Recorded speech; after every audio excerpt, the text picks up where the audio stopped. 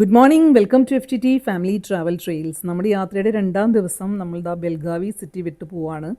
ഇന്നലെ നമ്മളിവിടെയാണല്ലോ താമസിച്ചത്. അപ്പോൾ ഇന്നലെ നമ്മൾ രാത്രി നടന്ന് കണ്ട ആ കൊട്ടേക്കര ലേക്ക് നമ്മൾ പകൽ വെളിച്ചത്തിൽ കാണുന്നു.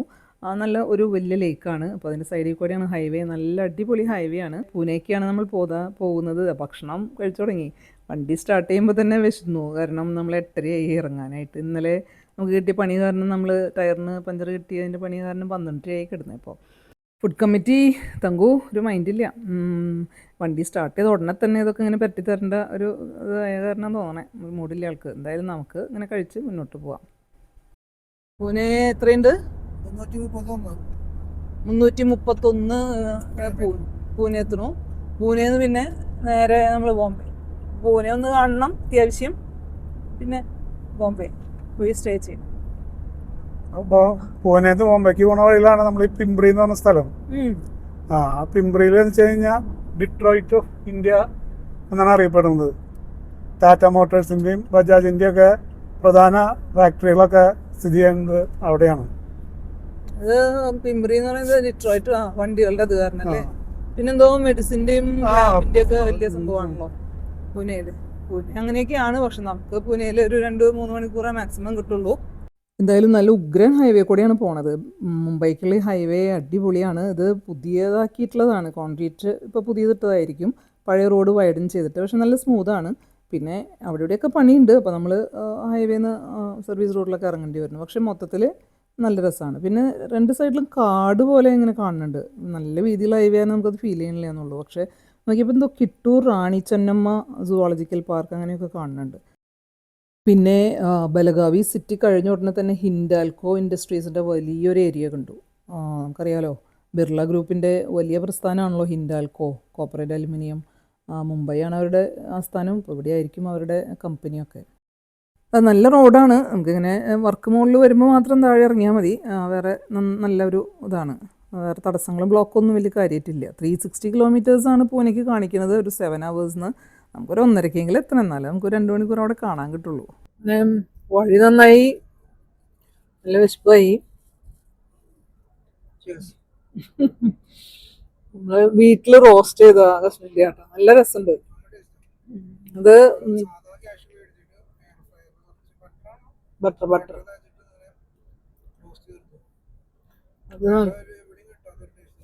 അത് പണ്ട് നമ്മള് വീട്ടില് ഇങ്ങനെ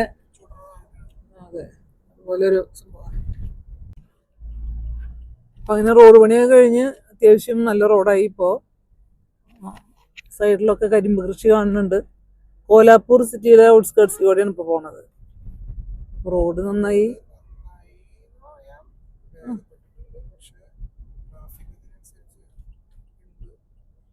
അപ്പോൾ നമ്മൾ രണ്ട് വശത്തും നിറയെ കരിമ്പ് പാടങ്ങൾ കാണാം. ഈ കരിമ്പ് കൃഷിക്ക് വളരെ പ്രശസ്തമാണല്ലോ മഹാരാഷ്ട്രയുടെ വിവിധ ഭാഗങ്ങളൊക്കെ.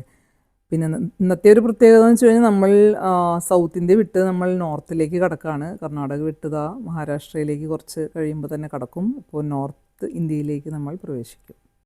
ഗ്രാമീണർ ഇങ്ങനെ ആടിനെയും കൊണ്ട് ബൈക്കിൽ സഞ്ചരിക്കുന്നുണ്ട്.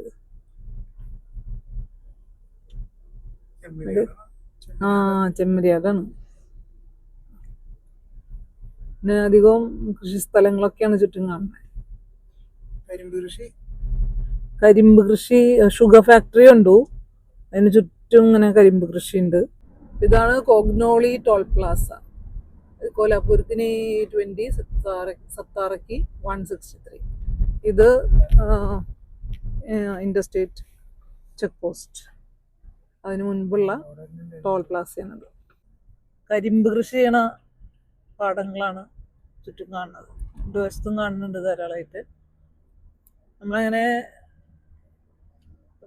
കർണാടക കഴിഞ്ഞു മഹാരാഷ്ട്രയിലേക്ക് കടന്നു.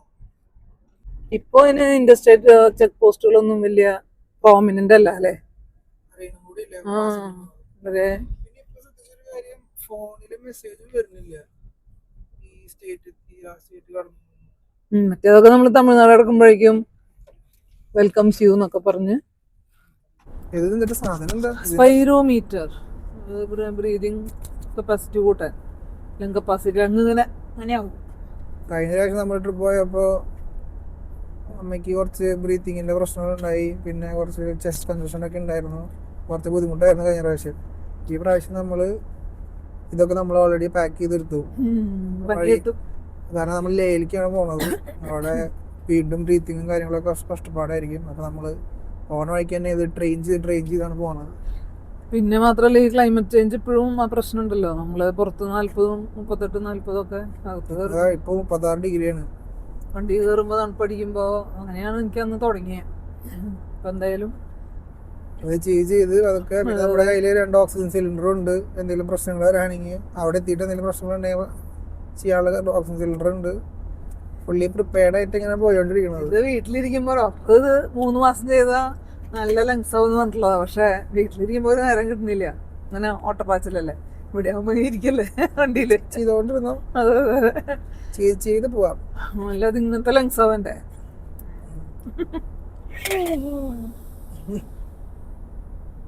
അപ്പോൾ നമ്മൾ സ്മൂത്തായി പോയിക്കൊണ്ടിരിക്കുകയായിരുന്നു. അപ്പോഴാണ് മഹാരാഷ്ട്ര പോലീസ് ചെക്കിങ് ചേട്ടൻ ലൈസൻസ് ഒക്കെ എടുത്ത് കാണിക്കുന്നുണ്ട്. പക്ഷെ ആൾക്ക് എന്തോ തൃപ്തിയാകാത്ത പോലെയാണ് ആൾ നിൽപ്പ്. എന്നിട്ടാണ് പ്രശ്നം. അപ്പോൾ ചേട്ടൻ ഇതേ ബുക്കും പേപ്പറും എടുത്ത് ഇറങ്ങുന്നുണ്ട്. ചേട്ടനോട് അങ്ങോട്ട് ചെല്ലാൻ പോലീസ് പറഞ്ഞു. പക്ഷെ ചേട്ടൻ പോയിട്ടും കാര്യം ഉണ്ടാവില്ല, കാരണം ചേട്ടന് ഹിന്ദി അറിയില്ല. അമ്മ ഇപ്പോൾ ഇറങ്ങേണ്ടി വരും. അമ്മ ദേ കളിപ്പാട്ടമൊക്കെ ദേ മാറ്റി വെച്ച് ഇറങ്ങാൻ നിൽക്കുകയാണ്. അമ്മയ്ക്ക് മാത്രമേ ഹിന്ദി അറിയുള്ളൂ. से आती है और अभी कितने दिन का टूर है आपका? जस्ट यस्टरडे कल ही स्टार्ट हुई बेलगावी. Return 1 month. बहुत बड़ा ट्रिप है. 35 days. 34 days. Last year we traveled 32 days. Tawang. बहुत अच्छा काम करते हैं आप. कितने लोग हैं आप? 4 ही लोग हैं. उधर क्या रहता है वो? बर्फ में जाते हैं वो? उमिंगला पास. क्या वो रस्सी से ऊपर चढ़ते हैं उसको क्या बोलते हैं उसको? उमिंगला पास. मुझे भी वो वर्ड याद नहीं. हम हमारी रूट आज मुंबई में जाती है और उधर से गुजरात जाती है. पंजाब वाघा बॉर्डर. गुजरात घूम के जम्मू. 1 month का है क्या? 35. Punjab, Srinagar, discovery of India. अच्छा काम करते हैं. नंबर तो प्लेट. हम लोग कल लास्ट ईयर तवांग से गाड़ी कौन चलाएगा? 2 ही आदमी, 2 ही चलाएंगे. V3 drivers. All drive. V3. She is only 18. No license. She doesn't drive. She doesn't want तीनों to. का लाइसेंस है. We are Okay, always अच्छी बात drivers. है. लाइसेंस But चाहिए mostly he drive. तो- Okay, अच्छा. Okay. हो गया? उनका हो गया क्या? നമ്മളിപ്പോ തന്നെ മഹാരാഷ്ട്ര പോലീസ് ഒരു ടോള് കഴിഞ്ഞപ്പോ നമ്മള് പിടിച്ചു നിർത്തി. നമ്മളെ വണ്ടി ചുമ്മാ ഡോക്യുമെന്റ്സ് ഒക്കെ ചോദിക്കാൻ വേണ്ടി എന്റെ ഫോൺ എല്ലായിടത്തില്ലേ ഫോൺ മാത്രമേ കൊടുത്തിട്ടുണ്ടായിരുന്നു. ലൈസൻസ് നീ അത് ഹാർഡ് കോപ്പി എടുത്തിട്ടില്ലേ? അത് ഡിക്കിലുണ്ട്, പേഴ്സിലുണ്ട്. പക്ഷെ നമ്മൾ ഡിജി ലോക്കർ നമ്മുടെ അക്സെപ്റ്റഡ് പ്രൂഫ് ആണല്ലോ. നമ്മള് വിചാരിച്ചു പണി കിട്ടിയത്. അവര് പറഞ്ഞു ഇസ്മേ is ഗാഡിക്കോ Cooch ഹുവാ he Kerala may എന്ന് പറഞ്ഞ്. കൊച്ചിയിലല്ലേ എറണാകുളത്ത് RTO വെച്ചൊരു സ്പീഡ് ക്യാമറ ഉണ്ടായിരുന്നു. അതിന്റെ വയലേഷൻ സ്പീഡ് ക്യാമറ അടിക്കാറുണ്ടല്ലോ. ഈ 80 ലിമിറ്റ് കഴിക്കും, നമ്മൾ 82 പോകുമ്പോ അടിക്കും. അങ്ങനത്തെ ഓരോ ചെറിയ ഒരെണ്ണം ഉണ്ടെന്ന് ഓരോ പെൻഡിങ് ആയിട്ടുള്ളത്. അപ്പൊ അത് കാണിച്ചു. പക്ഷെ പറയുന്ന ടോൺ ഭയങ്കര അതായിരുന്നു, ഭയങ്കര സീരിയസ് ടോൺ ആയിരുന്നു. Is ഗാഡിക്കോ Cooch ഹുവാ he Kerala may. നമ്മളെന്തോ കേരളത്തില് ആരും ഇടിച്ചിട്ട് ഇങ്ങോട്ട് ഓടി പോകുന്ന പോലെയാണ് പറയണേ. ഭയങ്കര പ്രശ്നമാണ്, മുന്നോട്ട് പോകാൻ പറ്റില്ല എന്നൊക്കെ. പക്ഷെ അത് നമ്മുടെ കേരളത്തിന്റെ പ്രശ്നമാണ്. അത് നമുക്ക് അതുവരെ അന്വേഷിക്കേണ്ട ആവശ്യം അതിനെ കുറിച്ച്. പക്ഷെ പിന്നെ നമ്മുടെ നമ്പർ പ്ലേറ്റ് അത് നമ്മുടെ ഇന്ത്യയുടെ മറ്റേ ഹോളോഗ്രാം ഇല്ലാത്ത നമ്പർ പ്ലേറ്റ് ആണ്. നമ്മുടെ ഷോറൂമിൽ നിന്ന് കിട്ടിയപ്പോ അടിച്ച നമ്പർ പ്ലേറ്റ്. നമ്മൾ വേറെ ചെയ്തിട്ടൊന്നുമില്ല. പക്ഷെ അത് ഈ കൊല്ലം അത് ലാസ്റ്റ് ഡേറ്റ് ഉണ്ടായിരുന്നു. അതിലേക്ക് ആ ഹോളോഗ്രാം നമ്പർ പ്ലേറ്റിലേക്ക് ട്രാൻസ്ഫർ എല്ലാം മാറ്റാൻ വേണ്ടി, അത് അടിച്ചിറക്കാൻ വേണ്ടി നമ്മൾ ചെയ്തിട്ടുണ്ടായിരുന്നില്ല. പക്ഷെ എന്തായാലും ഇതിന് നമ്മൾ മൈക്ക് ഇങ്ങനെ വെച്ചിരിക്കുകയായിരുന്നു. അങ്ങനെ കണ്ടിന്യൂസ് ആയിട്ട് അങ്ങനെ ഇരിക്കാന്ന് വെച്ചു. ശബ്ദം കുറച്ച് ബുദ്ധിമുട്ടുള്ള കാരണം. അപ്പോ അത് കണ്ടപ്പോ അവര് ഇതെന്താ ചെയ്യണത്, ഇതെന്തൊക്കെ റെക്കോർഡ് ചെയ്യണേ എന്നൊക്കെ ചോദിച്ചു. ഞാൻ പറഞ്ഞല്ല വ്ളോഗേഴ്സ് ആണ് ഞങ്ങൾ ഇങ്ങനെ ഇന്ത്യ കണ്ടെത്തൽ ഡിസ്കവറി ഓഫ് ഇന്ത്യ. അച്ചേക്കാം കറക്റ്റ് എന്നൊക്കെ പറഞ്ഞ്. പിന്നെ എന്നാലും ഫൈനുണ്ട് എന്ന് പറഞ്ഞു. അത് കഴിഞ്ഞപ്പോൾ പുള്ളി തന്നെ നമ്മളെ മാറ്റി നിർത്തിയിട്ട് അല്ല പൊക്കോ മറ്റേ പുള്ളിയുടെ സീനിയർ ഉദ്യോഗസ്ഥനോട് ചോദിച്ചിട്ട് കുഴപ്പമില്ല പൊക്കോ ഓക്കെ ബൈ. ഹാപ്പി ജേർണി എന്നും കൂടി പറഞ്ഞു. നമ്മള് കഴിഞ്ഞ കൊല്ലം പോയ കഥകളൊക്കെ പറഞ്ഞു, അവിടെ പോയി ഇനി ഈ പ്രാവശ്യം പോണതിന്റെ പ്ലാനൊക്കെ പറഞ്ഞു. അപ്പൊ ആള് വലിയ സംഭവം എന്നൊക്കെ പറഞ്ഞു. അവിടെ പോയി ബർഫില് മഞ്ഞില് എന്താ ചെയ്യണേ, മഞ്ഞിൽ കളിക്കണ ഒരു കാര്യം ഉണ്ടല്ലോ, അതിന് പേര് എനിക്ക് കിട്ടണില്ല എന്നൊക്കെ പറഞ്ഞു. പിന്നെ ഞാനുള്ള ഹിന്ദി കൊണ്ട് പിടിച്ചു നിൽക്കണു, ഇവര് കിളി പോയ മാതിരി നിൽക്കണു. എന്തായാലും പിന്നെ അവര് മറാഠി കലർന്ന ഒരു ഹിന്ദിയാ പറയണേ, ഫുള്ളൊരു പ്രോപ്പർ ഹിന്ദി അല്ല, നമുക്കറിയണ ശരിക്കുള്ള ഹിന്ദി അല്ല. എന്തായാലും കഷ്ടപ്പെട്ടു. നമ്മള് അതൊക്കെ ഇപ്പൊ കുഴപ്പമില്ല, ഹാപ്പി ജേണി ഒക്കെ പറഞ്ഞ് നമ്മള് വിട്ടു. കാശ് പോയിന്ന് വിചാരിച്ചാട്ടെ ഞാൻ. കൂടി 1000 രൂപ. 1000 രൂപ വെറുതെ ഇപ്പൊ കളയണ്ടേ. പണ്ട് നമ്മൾ ഗോവയ്ക്ക് പോകുമ്പോഴും ഈ ചെക്ക് പോസ്റ്റിൽ ഇവർ ഇങ്ങനെ എന്തൊക്കെയോ ബബ്ബന്ന് പറഞ്ഞ ഇവർക്ക് ഒരു തട്ടിപ്പുണ്ട്. കേരള ഇതൊക്കെ കാണുമ്പോൾ വണ്ടി, പ്രൈവറ്റ് വണ്ടിയൊക്കെ കാണുമ്പോഴുള്ളൊരു ഇതുണ്ട്. എന്തായാലും സംഭവം ബഹുലാണ് ഇത്തവണ. ആദ്യത്തെ ദിവസം തന്നെ ടയർ പഞ്ചർ രാത്രിയായിപ്പോ, രണ്ടാമത്തെ ദിവസം ഇങ്ങനെ ചെക്കിങ്. ഇനി അങ്ങനെ ചലാരൊന്നും അടയ്ക്കാൻ പറ്റാൻ അടയ്ക്കണം. ഇപ്പൊ ക്ലിയർ ആയി അങ്ങനെ പോകുന്നു വിചാരിക്കാം അല്ലേ. ഓക്കെ, ട്രിപ്പ് ആകുമ്പോ ഇങ്ങനെയൊക്കെ സംഭവിക്കല്ലോ, ഇല്ലെങ്കിൽ എന്റർടൈൻമെന്റ് ഇല്ലല്ലോ. അതെ, റോഡ് ഇങ്ങനെ കിടക്കുകയാണെങ്കിൽ നമുക്ക് 2 മണിക്കൂർ വേണ്ട, പക്ഷെ റോഡ് ഇങ്ങനെ കിടക്കില്ല. റോഡ് ഇങ്ങനെ കിടക്കും, കുറച്ച് കഴിയുമ്പോ വേറെ രീതിയിൽ കിടക്കും, മാറും. കുറെ പണികൾ നടക്കുന്നുണ്ട്, കുറെ പാലം ക്ലോസ്ഡ് ആണ്. അപ്പൊ എല്ലാത്തിന്റെ അടിയിൽ കൂടെ ഡീറ്റോർ ചെയ്തിട്ടാണ് പോണത്. എല്ലാ പണിയും കഴിയുമ്പോ പിന്നെ അടിപൊളിയായിരിക്കും കേട്ടോ ഈ റോഡ്. പാർക്കിങ്ങിലൊക്കെ അത് എപ്പോഴും അങ്ങനെയുള്ളത്, നമ്മൾ ചെയ്ത് കഴിഞ്ഞിട്ടുള്ളതൊക്കെ നന്നാവുള്ളൂ. നമ്മള് പഠിച്ച് ഇറങ്ങി കഴിയുമ്പോ സ്കൂള് പണിയും, നമ്മള് ജോലിയിൽ നിന്ന് ഇറങ്ങി കഴിയുമ്പോ കമ്പനി വലുതാവും, നമ്മള് പോയി കഴിയുമ്പോ റോഡ് നന്നാവും. നന്നാവട്ടെ. സത്താറ ലെഫ്റ്റിലുണ്ട്, മലനിരകൾക്കിടയിലൂടെയുള്ള ഒരു വഴി, ഒരു ഘാട്ട് വഴി പോലെയുണ്ട്. ഘാട്ട് വഴി പോലെയല്ല, ഘാട്ട് വഴി തന്നെയാണ്. ഇതൊക്കെ പഴയ നല്ല കൊടും വളവുകളൊക്കെ നിവർത്തിയിട്ടാണ് ഇപ്പം ഈ മലയൊക്കെ ഇടിച്ച് ഇങ്ങനെ നല്ല വീതിയുള്ള ഗംഭീരം വഴികളാക്കിയിരിക്കുന്നത്. വിശക്കുന്നുണ്ടോ ഗൈസ്? നന്നായിട്ട് തന്നെ ഉണ്ട്. ബ്രെഡല്ലേ കഴിച്ചേ, ബ്രെഡും കാഷ്യൂസും. 12 മണിയായി. ഇവിടുന്ന് കഴിച്ചിട്ട് നിർത്തിയിട്ടുണ്ട്. ഇവിടുന്ന് കഴിച്ചിട്ട് നമുക്ക് ഒരു 1.5 to 2 hours ഉണ്ട് ഇനിയും. മഹാരാജ മട്ടൺ എന്തോ ഒരു സംഭവം. ഈ തൊട്ടിപ്പുറത്ത് മറ്റേ വിറ്റൽ കമ്മത്ത് വലിയ ചെയിനാന്ന് തോന്നുന്നു, എല്ലായിടത്തും ബോർഡുകൾ കാണുന്നുണ്ട്. അപ്പോൾ ഇത് പ്യുർ വെജും ഇത് മട്ടനാണ്. അപ്പോൾ നമുക്ക് നോക്കാം ഇതിലേതാണ് നമുക്ക് പറ്റണത്. നമുക്ക് മട്ടനോടാണ് താല്പര്യം, പക്ഷെ ഓപ്പൺ അല്ലെങ്കിൽ ഒന്നും ആരും കാണാനില്ല. ഇനി ഗ്യാസ് ക്ഷാമം അങ്ങനെ വല്ലതും ആണോ, സമാധാനിക്കുക. അപ്പോൾ നോക്കാം. ഇപ്പോൾ നമ്മൾ ഇറങ്ങി ഈ മഹാരാജ മട്ടൻ സ്റ്റോൾ എന്നുള്ള സ്ഥലത്ത് നോക്കിയപ്പോൾ റെസ്റ്റോറൻ്റ് ആണ്, പക്ഷേ ഒരു അനക്കമൊന്നുമില്ല. പിന്നെ അത്രയും ഒരു വൃത്തി പോരാ. ഉള്ളിൽ നിന്ന് മട്ടൻ വെട്ടണ ശബ്ദമൊക്കെ കേൾക്കുന്നുണ്ട്, പക്ഷേ ഒരു മേ ബി ഇപ്പോൾ ഓപ്പൺ ആവില്ല, ഈവനിങ് ആവും. നമ്മൾ തൊട്ടപ്പുറത്ത് തന്നെ വിത്തൽ കാമത്ത്, അത് നല്ല വൈബുള്ള, ഓപ്പണാണ്, ആൾക്കാരുണ്ട്. അപ്പോൾ അങ്ങോട്ട് കയറി. പിന്നെ ആ പ്യുർ വെജിൻ്റെ ആ ഒരു മണമൊക്കെ ഉണ്ടല്ലോ, നല്ല നെയ്യിൻ്റെ മണമൊക്കെ ആയിട്ട് കയറുമ്പോൾ തന്നെ നമ്മൾ നല്ല ഫ്രഷ് ഒരു ഫീലുണ്ട്. അപ്പോൾ കയറി നോക്കാം. ഇഡ്ഡലി ഒരു സ്റ്റാർട്ടറായിട്ട് വരുത്തി. ഇഡ്ഡലിയുടെ പടമൊക്കെ കണ്ടപ്പോൾ ഇഷ്ടപ്പെട്ടാണ് വരുത്തിയത്. നോക്കാം. പിന്നെ മീൽസ്. ഇഡ്ഡലി അരിയെല്ലാം തോന്നുന്നു കണ്ടോ, റവ പോലെ ഇരിക്കുന്നുണ്ട്. അപ്പോൾ നമ്മുടെ മഹാരാഷ്ട്രീയൻ മീലും നോർമൽ താലി മീലും വന്നു. ഇഡ്ഡലി അപ്പോൾ തന്നെ തട്ടിയല്ലോ. ഇതിൽ ഇത്രയും സംഭവങ്ങളൊക്കെ ഉണ്ട്. ഇത് ബൈങ്കൻ, നമ്മുടെ ബൈങ്കൻ മസാല, ഇത് ബിന്ദി മസാല, ഇതാണ് ഇതിലത്തെ മെയിൻ. ഇത്ര ഈ ഒരു സംഭവം ഉണ്ട്, നല്ല ചില്ല് ലസ്സി മോര് പോലത്തെ സംഭവം. പിന്നെ ഇതെന്താ മയണീസ് പോലെ ഇരിക്കുന്നുണ്ട്, പക്ഷേ മയണീസ് എന്നാൽ വലിയ തൈര് തന്നെയാണ്. ഓ കുഴപ്പമില്ല.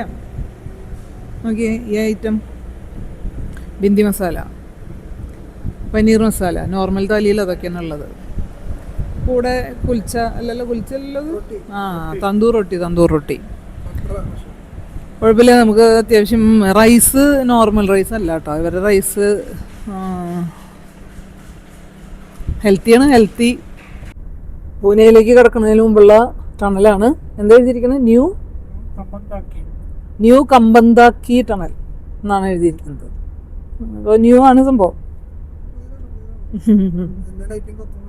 മാത്രമല്ല അതിൻ്റെ സെക്കൻഡ് പാർട്ട് സൈഡ് പണി കഴിയണുള്ളൂ എന്ന് തോന്നുന്നു. ഫ്രഷ്ലി ബിൽഡ് ആയിട്ടുള്ളൊരു സംഭവമാണ്.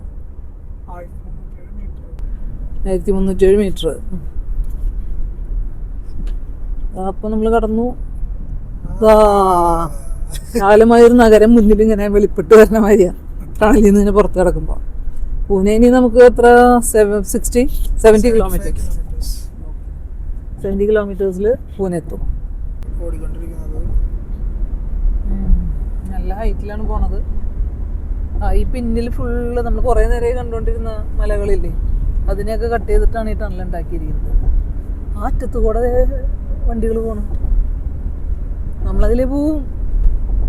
നമ്മളതിലെ പോവില്ല ഇല്ലേ? അത് തിരിച്ചു പോണത് അത് വേറെ വഴിക്കുള്ളത്. വേറെ എങ്ങാണ്ട് പോണതാ. ഇതാണ് നമ്മുടെ ഗണ്ഡാല കയറ്റം. ആ പണ്ട് കാലത്ത് ഞങ്ങൾ സ്കൂളിലൊക്കെ പഠിക്കുമ്പോൾ ലോറി ഡ്രൈവർമാർ പറയാറുള്ള കയറ്റാണ്. അവരന്ന് ഇത് കോൺവോയ് ആയിട്ടാണ് ഇത് കൂടെ പോകുള്ളൂ.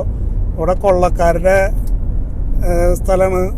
അതാണ് കൊണ്ട് ഭയങ്കര പതുക്കെയാണ് ലോറി വളരെ കേറി കേറി കേറി ബുദ്ധിമുട്ടി പോണതല്ലേ അല്ലേ? അതിഹ ഗണ്ഡാല അതാണോ ആ പാട്ടിൽ കരു ആക്കെ മേ ഗണ്ഡാല സുന ആതിഹ ഗണ്ഡാല യാ കരു ആക്കെ മേ ഗണ്ഡാല ഓക്കെയാ जानती हूँ क्या मैं बोलूं सुना आती है गंडाला क्या करूं आके में गंडाला घूमेंगे फिरेंगे ऐश करेंगे और क्या അതിന് പറ്റിയ സ്ഥലമാണ് ഈ ഖണ്ഡാല. ഘൂമേങ്കെ ഫിറേങ്കെ നാച്ചേങ്കെ. അപ്പൊ നമ്മുടെ ഗണ്ഡാല വളരെ ഫേമസ് ആയിട്ടുള്ള ഒരു ടൂറിസ്റ്റ് സ്പോട്ടാണ്. സത്യത്തില് ഹിൽ സ്റ്റേഷൻ ആണ് അല്ലേ? ഈ ഏരിയയിലുള്ള ഗണ്ഡാല, ലോണാവാല അങ്ങനെയൊക്കെയുള്ള സ്ഥലങ്ങളൊക്കെ ഈ ഹിൽ സ്റ്റേഷൻസ് ആണ്. ഒക്കെ പണ്ടത്തെ സിനിമ പാട്ടുകളിൽ ഇങ്ങനെ ഉള്ള സ്ഥലങ്ങളിൽ കൂടെയാണ് പോകുന്നത്. അങ്ങനെ ഉഗ്രൻ വഴി കൂടെ നമ്മളിതാ പൂനെയിലേക്ക് എത്തിക്കൊണ്ടിരിക്കുന്നു. നമ്മൾ വിചാരിച്ചേക്കാൾ ഒരു 1 hour മുമ്പ്, ഒരു 1:30 ആയപ്പോഴേക്കും നമ്മൾ പൂനെ സിറ്റിയോട് അടുക്കാണ്. നല്ല ഉഗ്രൻ 6 ലെയിനും പിന്നെ പുതിയ ടണലുകളും, സൂപ്പർ വഴി. അപ്പോൾ നമ്മൾ പൂനെ നഗരത്തിനുള്ളിൽ കൂടെ സഞ്ചരിച്ചുകൊണ്ടിരിക്കുകയാണ്. കുറച്ച് നേരമായി പൂനെ സെൻറ്ററിൽ മെയിൻ സിറ്റിയിലെത്തിയിട്ട്. പക്ഷേ ഒരുപാട് സ്ഥലമുണ്ട്. പൂനെയിൽ ആദ്യമായിട്ടാണ് നമ്മൾ വരുന്നത്. പൂനെ വളരെ വളരെ സ്പേസ് ഉള്ളൊരു സിറ്റിയാണ്. അതുപോലെ വളരെ ചരിത്ര പ്രാധാന്യമുള്ള സ്ഥലമാണ്. ചരിത്ര പ്രാധാന്യം എന്താണ് പൂനെയുടെ? രാഷ്ട്രകൂട ഡൈനാസ്റ്റിയുടെ ആസ്ഥാനമായിരുന്നു പണ്ട് കാലത്ത് രാഷ്ട്രകൂട രാജവംശം. പിന്നെ അതിനുശേഷം പിന്നെ മിഡിവൽ ടൈമിൽ മറാത്ത സാമ്രാജ്യത്തിന്റെ ആസ്ഥാനവും ശിവജിയുടെ ആസ്ഥാനം തന്നെയായിരുന്നു. ഛത്രപതി ശിവജി.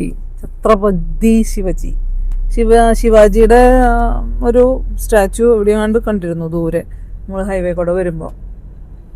പിന്നെ അദ്ദേഹത്തിന്റെ ജന്മസ്ഥലം പൂനെ. അപ്പോൾ ലാൽമഹൽ നമ്മൾ കാണുന്നുണ്ട്. പിന്നെ അംബേദ്കറിന്റെ ഒരു പ്രാധാന്യമുള്ള ഒരു ഇതാണ്. കാരണം വലിയൊരു ഭയങ്കര ഭീമാകാര പ്രതിമ കണ്ടു അംബേദ്കറിന്റെ സിറ്റിയിലെ സെന്ററിൽ തന്നെ.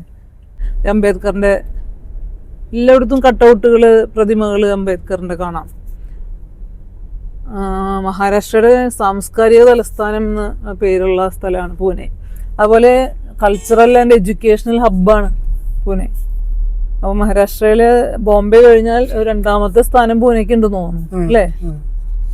അപ്പം അത്രയും വലിയ ഒരു നഗരമാണ് പൂനെ. കുറച്ച് സമയമുള്ളൂ. നമ്മൾ ഒരു 2-3 സ്ഥലങ്ങളൊന്ന് കണ്ട് ബോംബെക്ക് നേരെ വിടും. ഇവിടെ സെയിൻറ്റ് പാട്രിക്സ് കത്തീഡ്രൽ, വളരെ പഴക്കമുള്ള പൂനെ ബിഷപ്പിൻ്റെ ആസ്ഥാനമായിട്ടുള്ള പള്ളി, അതൊന്ന് കണ്ടിട്ട് ആഘാഖാൻ പാലസ്, അത് സ്വാതന്ത്ര്യ സമരമായിട്ടൊക്കെ ബന്ധപ്പെട്ട് വളരെ ചരിത്രമുള്ള ഒരു സ്ഥലമാണല്ലോ. പിന്നെ എന്താ കാണുന്നത്? ലാൽമഹൽ. നല്ല തിരക്കിൻ്റെ സമയമാണ്, എന്താണെന്നറിയില്ല. 2:30 യൂഷ്വലി 2:30 നല്ല കുറച്ച് ട്രാഫിക് കുറയുന്ന സമയമാണ്. പക്ഷേ അപ്പൊ നമ്മൾ ഉദ്ദേശിച്ച പോലെ അല്ല ഇവിടുത്തെ കാര്യങ്ങൾ. അതെ. ഇത് മറ്റേ കൊൽക്കത്ത പോലത്തെ ഒരു തൊഴിലാളികളുടെ ഒരു സ്ഥലമാണ്. മറ്റ് സിറ്റീസ് ബാംഗ്ലൂരൊക്കെ ഉച്ചയ്ക്ക് തിരക്ക് കുറവായിരിക്കും. കാരണം നമ്മുടെ ഐടിക്കാര് കാലത്തെ കമ്മ്യൂട്ടിങ് മാത്രമേ തിരക്കുള്ളൂ. ഉച്ചയ്ക്ക് കുറച്ച് പീസ്ഫുൾ ആണ്. പക്ഷെ ഇവിടെ അങ്ങനെയല്ല. ഇവിടെ തൊഴിലെടുത്ത് സാധനങ്ങൾ കൊണ്ടുകൊടുത്തും അങ്ങനെ ട്രേഡ് ചെയ്തിട്ടാണ് ഇവിടുത്തെ കാര്യങ്ങൾ എക്കണോമി നടക്കുന്നത് തോന്നുന്നത്. കാരണം എല്ലാവരും എന്തൊക്കെയോ കാര്യത്തിൽ തിരക്കിലാണ്. എല്ലാവരും ഓരോ സാധനം അവിടെ എത്തിക്കാനൊക്കെ. പിന്നെ ഇവിടെ കുറെ ഫാക്ടറികളും അങ്ങനെയൊക്കെ ഉണ്ടല്ലോ. ലേബറാണ് ഇവിടുത്തെ കാര്യം. നമുക്ക് ഇനി എത്താനൊരു 3 മിനിറ്റും കൂടെ ഉള്ളു.